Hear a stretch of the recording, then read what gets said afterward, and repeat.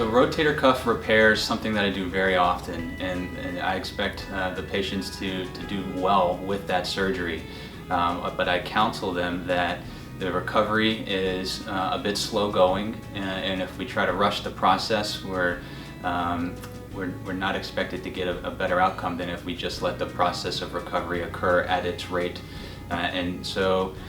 typically I'll have patients in a sling for between 4 and 6 weeks, keeping the shoulder immobilized initially after surgery.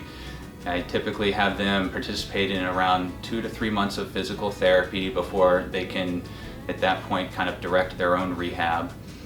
The earliest point of kind of maximum recovery from rotator cuff repair I would quote to be around 6 months, but really patients continue to get better upwards of a year or more with elements like